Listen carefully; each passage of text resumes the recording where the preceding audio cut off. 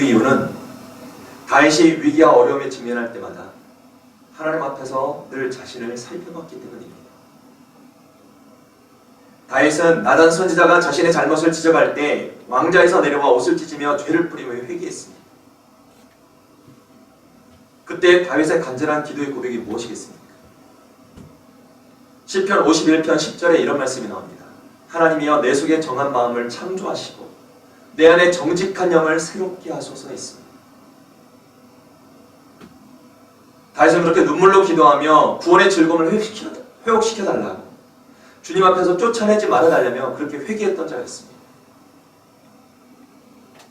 다윗은 그렇게 말씀을 다시 되새기며 말씀을 따라 살아가는 기회로 삼았기에 하나님께서는 그런 다윗을 끝까지 쓰실 수밖에 없었던 것입니다. 마찬가지입니다. 오늘 우리도 고난의 시간을 통해 절망하고 낙심하고 좌절할 것이 아니라 이 고난의 시간을 통해 더 자신을 살펴보고 더 겸손함으로 무장하여 고난 가운데서도 더 풍성한 하나님의 은혜를 체험하며 사는 믿음의 성도들이 되어야 할 줄로 믿습니다. 두 번째,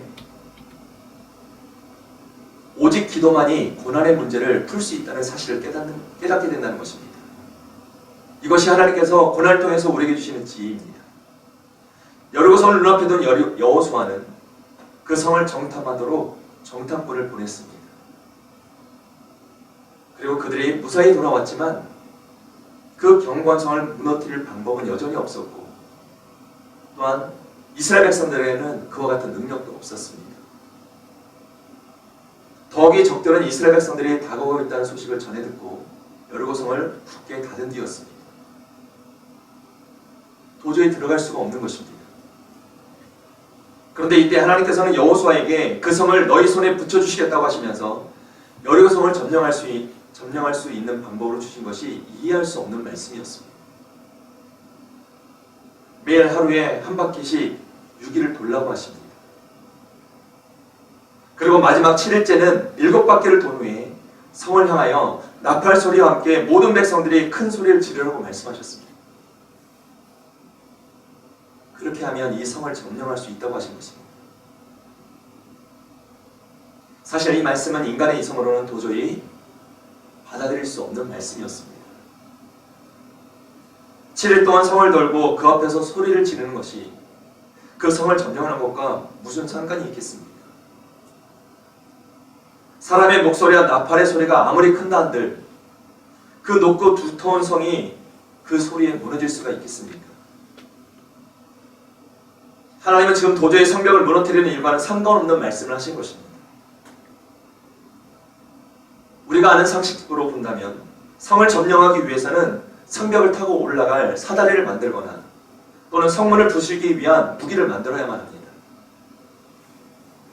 그런데 지금 하나님의 말씀은 제7일째 되는 날 7바퀴를 돌고 큰 소리를 외치라고 말씀하시는 것입니다. 성도 여러분, 서로 상관이 없는 이와 같은 일들을 상관 있게 만드시는 분이 바로 우리 하나님이십니다.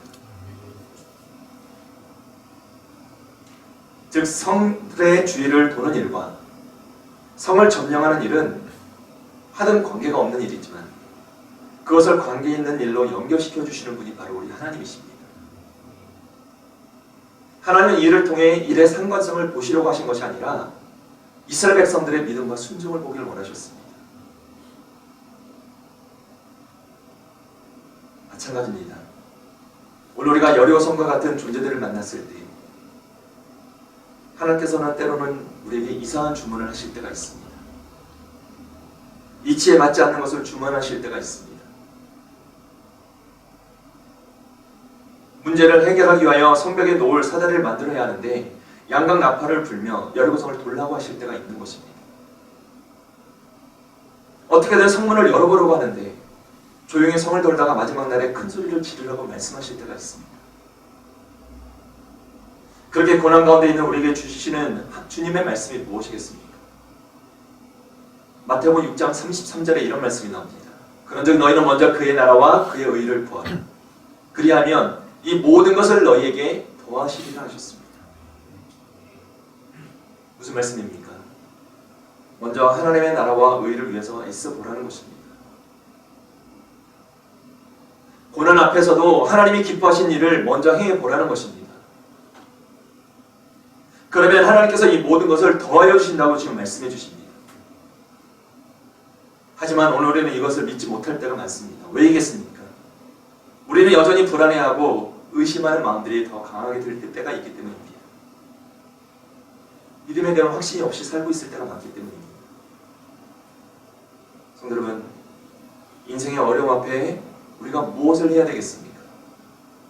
인생의 수많은 고난 앞에 우리가 무엇을 해야 되겠습니까? 외부에 있는 여리고성을 무너뜨리기 위해서는 내 마음속에 있는 하나님을 신뢰하지 못하고 믿음으로 결단하지 못하는 믿음의 장벽인 마음의 여리고성을 먼저 무너뜨려야 하는 것입니다. 하나님 주신 말씀이 나의 상황과 환경에 연관성이 없다고 순종하기를 거부하는 장벽을 먼저 무너뜨려야 하는 것입니다. 그렇게 우리의 불신 마음을 무너뜨리는 가장 좋은 방법이 무엇이겠습니까? 그것은 바로 하나님 앞으로 나가 기도하는 것입니다. 왜겠습니까? 믿음의 기도는 하나님을 신뢰하지 않고는 드릴 수 없는 불가능을 가능하게 만드는 축복의 통로가 되기 때문입니다. 주님은 이 기도의 능력에 대하여 분명히 말씀해 주셨습니다. 마가복음 11장 24절 말씀입니다. 그러므로 내가 너희에게 말하노니 무엇이든지 기도하고 구하는 것은 받은 줄로 믿으라. 그리하면 너희에게 그대로 되리라 하셨습니다. 믿고 구하면 그대로 된다고 말씀하신 것입니다. 성도 여러분, 혹시 예기치 못한 고난의 환경을 만나고 계십니까? 혹시 그 고난의 환경이 있다면 이제는 그 시간 우리가 믿음으로 기도해야 된다는 사실을 깨닫고 믿음으로 기도할 수 있는 우리 모두가 되어야 할 줄로 믿습니다. 고난 가운데 그 고난을 극복할 수 있는 하나님께서 우리에게 주신 지혜가 무엇이겠습니까? 세 번째, 그 지혜는 고난 중에도 하나님이 나와 함께 하심을 깨닫게 된다는 것입니다. 성도 여러분, 요셉만이 아니라 오늘 우리도 인생의 수많은 고난을 겪으며 살 때가 있습니다.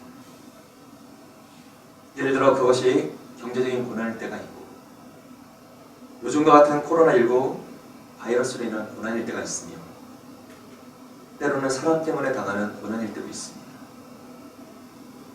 그럼 오늘 우리가 이와 같은 고난을 바라보면서 무엇을 고백하는 삶을 살아야 할까요? 오늘 본문 9절 말씀 다시 보시길 바랍니다. 여러 조상이 요셉을 시기하여 애굽에 팔았더니 하나님이 그와 함께 계셔 있습니다. 무슨 말입니까? 요셉이 겪는 그 모든 고난의 과정 속에도 하나님이 언제나 요셉과 함께 하셨다는 것입니다. 성경을 보시길 바랍니다. 창세기 39장 2절에도 이런 말씀이 나옵니다. 여호와께서 요셉과 함께 하심으로 그가 형통한 자가 되어 그의 주인 애굽 사람의 집에 있으니 있습니다.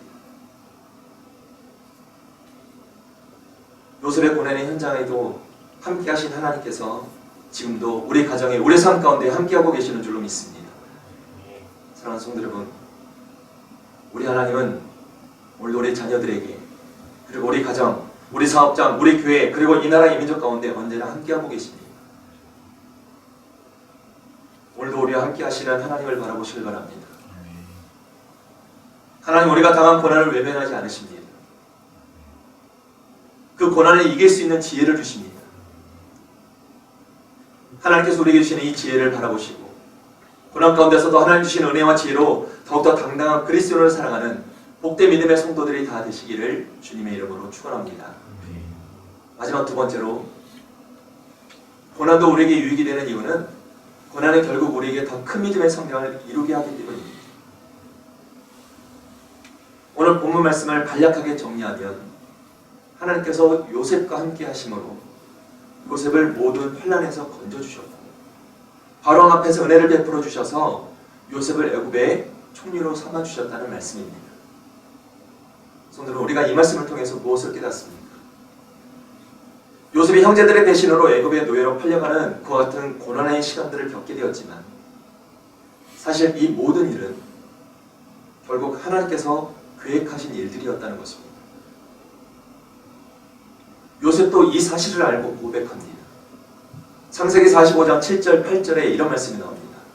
하나님이 큰 구원으로 당신들의 생명을 보존하고 당신들의 후손을 세상에 두시려고 나를 당신들보다 먼저 보내셨나니 그런즉 나를 이리로 보낸 이는 당신들이 아니요 하나님이시라 했으니.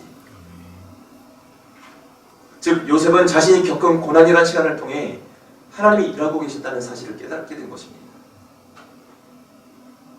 만약 요셉에게 이런 고난의 시간이 없었다면 어땠을까요? 자신이 애굽의 총리가 된 이 모든 과정을 하나님의 섭리로 받아들이지 못했을 것입니다. 그저 자신이 운이 좋거나 잘나서 또는 재능이 있어서 된 줄로 착각했을 것입니다. 그러나 요셉은 자신이 겪은 고난이라는 시간을 통해 자신을 발견합니다. 그리고 전능하신 하나님을 발견하게 됩니다. 그리고 이 모든 것이 바로 전능하신 하나님의 섭리임을 고백하게 된 것입니다. 그렇게 요셉은 고난이라는 과정을 통하여 더욱더 큰 믿음의 성장을 이루는 삶을 살았던 것입니다. 요셉이 고난이라는 시간을 통하여 더 큰 믿음의 사람이 되었다는 사실을 우리가 무엇을 통해 알 수 있을까요? 그의 고백을 보면 알 수 있습니다. 창세기 50장 19절 말씀입니다. 요셉이 그들에게 이르되 두려워하지 마소서 내가 하나님을 대신하리이까 했습니다. 무슨 말씀입니까? 요셉은 애굽의 총리가 된 이후에도 자신은 하나님의 충성스러운 종이라는 사실을 인식하며 살았던 것입니다. 요셉은 고난을 통하여 이와 같은 성숙한 믿음의 삶을 살고 있었던 것입니다. 중요한 사실은 오늘 우리도 이런 성숙한 믿음의 삶을 살아야 한다는 것입니다. 왜겠습니까? 오늘 우리가 살아가는 이 세상 곳곳에는 심각한 믿음의 도전을 야기하는 일들이 많이 벌어지고 있습니다. 지금까지 우리가 지켜왔던 신앙의 절대적인 가치가 세상의 수많은 유혹으로 심각하게 훼손되어 가고 있습니다. 가장 중요하게 여겨지는 것들이 이제는 더 중요하지 않다고 여겨지는 시대가 되고 말았습니다. 우리는 이럴 때일수록 우리 믿음을 지키며 사는 삶이 결코 추하고 초라한 삶이 아님을 분명히 기억해야 할 줄로 믿습니다. 다윗을 보시길 바랍니다. 다윗은 고통스러운 순간에도 인생의 큰 절망의 순간에도 담대한 믿음의 고백을 잃지 않았습니다. 그의 고백을 보시길 바랍니다. 시편 23편 4절 말씀입니다. 내가 사망의 음침한 골짜기로 다닐지라도 해를 두려워하지 않을 것은 주께서 나와 함께 하시니라. 주의 지팡이와 막대기가 나를 안위하시나이다 했습니다. 하나님은 다윗의 이 고백을 들으시고 다윗의 삶이 부끄럽지 않도록 그를 높여주셨습니다. 욥도 인생의 고난이라는 현장에서 하나님을 향하여 원망하지 않고 이런 고백을 드립니다. 욥기서 23장 10절 말씀입니다. 그러나 내가 가는 길을 그가 아시나니 그가 나를 단련하신 후에는 내가 순금같이 되어 나오리라 했습니다. 욥은 그렇게 고난이라는 시간을 잘 통과한 후에 이전보다 더 큰 은혜와 축복을 누리며 살았습니다. 여러분, 오늘 우리도 다윗과 같이, 욥과 같이, 그리고 오늘 본문에 나오는 요셉과 같이 고난 가운데서도 더욱더 성숙한 믿음으로 이와 같은 고백을 드릴 수 있는 믿음의 성도들이 되어야 할 줄로 믿습니다. 그리고 더욱더 큰 믿음으로 세상 가운데 가정 안에서 직장 안에서 선한 영향력을 드러내는 삶을 사는 우리가 되어야 할 줄로 믿습니다. 이제 인생에 다가온 고난의 시간을 믿음으로 잘 극복한 요셉이 애굽의 총리가 되어서 무엇을 하는지를 보시길 바랍니다. 본문 11절 말씀입니다. 그때 애굽과 가나안 온 땅에 흉년이 들어 큰 환란이 있을세 우리 조상들이 양식이 없는지라 했습니다. 요셉의 형제들이 살고 있는 가나안 땅에 큰 흉년이 들었습니다. 이때 요셉은 애굽 총리가 되어 혼자만 잘 먹고 잘 사는 것이 아닙니다. 하나님께서 아브라함에게 약속하신 하나님의 언약을 성취하기 위하여 야곱과 요셉의 형제들을 불러 애굽에서 잘 살 수 있도록 환경을 만들어 주었습니다. 큰 믿음으로 선을 이루며 살았던 사람이 요셉이었던 것입니다. 계속해서 14절 말씀 보시길 바랍니다. 요셉이 사람을 보내어 그의 아버지 야곱과 온 친족 75사람을 청하였더니 했습니다. 그렇게 이제 요셉은 고난이라는 시간을 통하여 하나님의 축복의 통로로 세워지게 되었던 것입니다. 사랑하는 성도 여러분, 혹시 예기치 못한 고난의 문제로 낙심하고 계십니까? 오늘도 우리를 불행하게 만들고, 우리를 낙심하게 만들고, 우리를 주저하게 만들고, 우리를 힘없게 만들며, 우리를 실패하게 만드는 고난이라는 시간을 통하여 더 이상 주저앉지 마시길 바랍니다. 그 고난이라는 시간을 통하여 하나님의 은혜와 섭리를 바라보시고 더 큰 믿음의 성장을 이루는 축복된 시간으로 삼는 오늘 우리 모두가 되어야 할 줄로 믿습니다. 우리 인생에 닥친 고난의 문제 앞에 넘어지지 마시고 오늘도 나와 함께 하시는 하나님을 더욱더 의지함으로 이번 한 주간도 영적 성장의 축복을 누리며 세상 가운데 믿음으로 선을 행하며 살아가는 하나님의 거룩한 믿음의 백성들 되시기를 주님의 이름으로 축원합니다. 말씀을 맺겠습니다. 사랑하는 성도 여러분, 우리가 잊지 말아야 될 사실은 고난은 우리 인생의 끝이 아니라는 사실입니다. 고난도 때로는 우리에게 유익이 될 때가 있음을 알아야만 합니다. 그렇다면 고난이 하나님을 믿는 우리에게 어떤 유익을 줄까요? 고난의 시간을 통해 하나님 주시는 지혜를 깨닫게 됩니다. 바로 고난을 통한 겸손과 고난을 극복하기 위한 기도와 고난 중에도 함께 하시는 하나님을 알게 되는 것입니다. 그리고 우리는 고난의 훈련을 통해 이전에 갖지 못했던 하나님을 전적으로 신뢰하고 따르는 큰 믿음을 갖게 되는 줄로 믿습니다. 이 사실을 잊지 마시고 오늘 우리는 고난이 주는 유익을 깨닫고 더 이상 고난 앞에 두려워 떠는 삶이 아니라 이제는 고난의 과정이 끝이 되지 않도록 하나님 주시는 지혜로 잘 무장하시고 더욱 영적인 성장을 통하여 이번 한 주간도 힘차게 믿음으로 전진하며 살아가는 하나님의 거룩한 믿음의 백성들 되시기를 주님의 이름으로 축원합니다. 기도하겠습니다. 사랑의 하나님,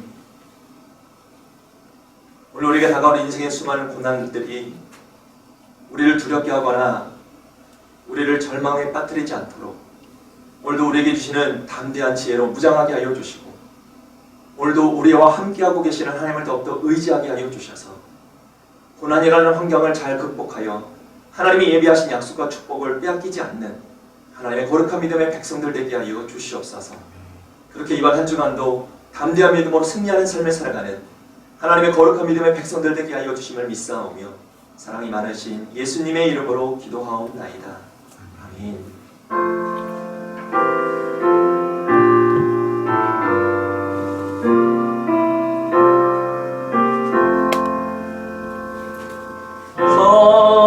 성자의 귀한 몸 날 위하여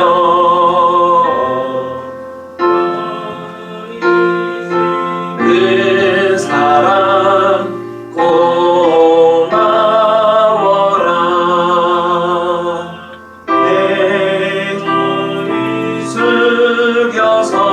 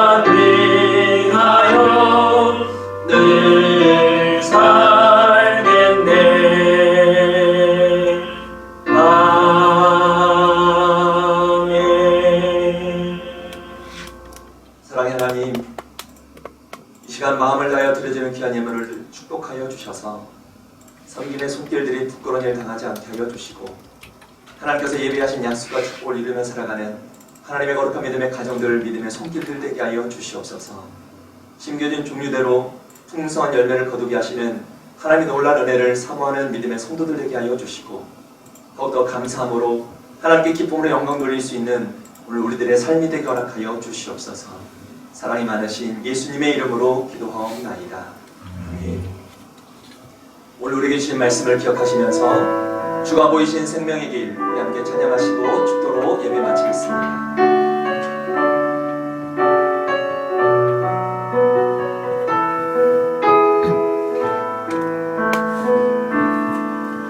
주가 보이신 생명의 길 나 주님과 함께 상한 마음을 들이며 주님 앞에 나가리.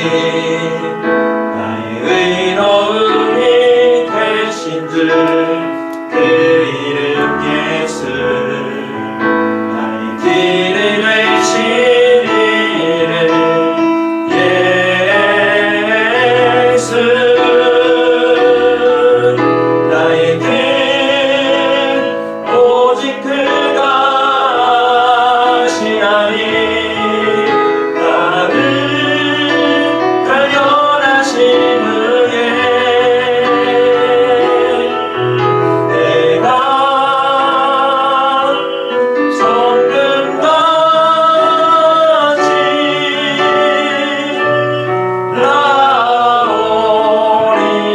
나오리라.